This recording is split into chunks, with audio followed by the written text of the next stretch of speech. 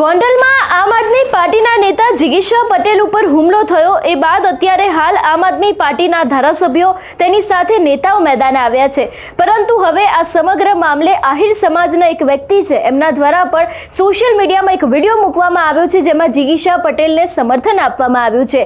આ વિષયને લઈને વિગતે વાત કરીએ। નમસ્કાર, હું હંસિની અને તમે જોઈ રહ્યા છો નિર્ભય ન્યૂઝ।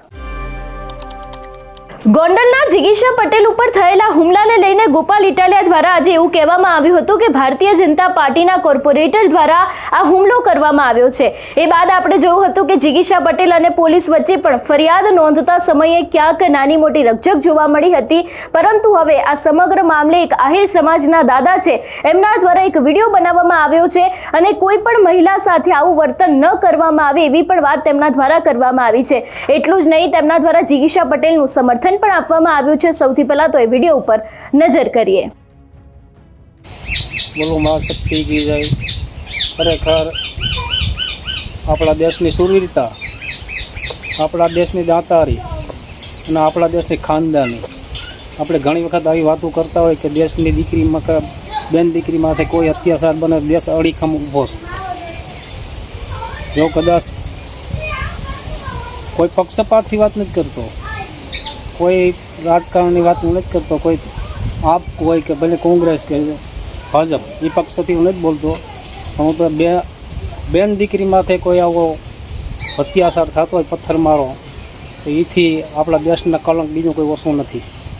ખરેખર આપણા દેશના કલંકધારી કહેવાય બેન દીકરી માથે જો આ પથ્થરમારો થતો હોય છે।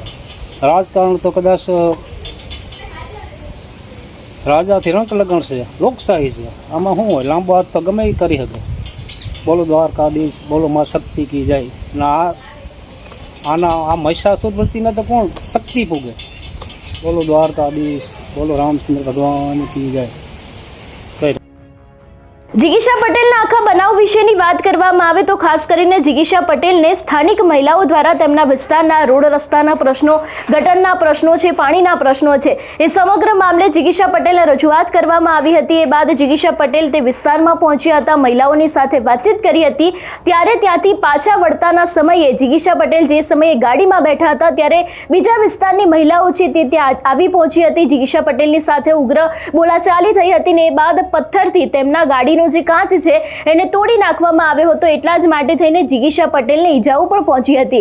હવે આ સમગ્ર મામલે કઈ દિશામાં તપાસ શરૂ કરવામાં આવશે એ પણ જોવાનું રહેશે, કારણ કે ક્યાંક ને ક્યાંક આ સમગ્ર મામલે રાજકીય કાવતરું થયું છે એવા પણ આક્ષેપો મૂકવામાં આવી રહ્યા છે। બીજી બાજુ તે મહિલા કોણ હતી, તેમના દ્વારા કેમ જિગીશા પટેલ ઉપર હુમલો કરવામાં આવ્યો છે એ પણ સમગ્ર બાબતે હવે કયા ખુલાસા થાય છે તે પણ જોવાનું રહેશે। તમારું શું માનવું છે આ વિષયને લઈને અમને કમેન્ટ કરીને ચોક્કસથી જણાવજો। તેની સાથે અમારી ચેનલ નિર્ભય ન્યૂઝને લાઇક, શેર અને સબસ્ક્રાઇબ કરવાનું ભૂલશો નહીં। નમસ્કાર।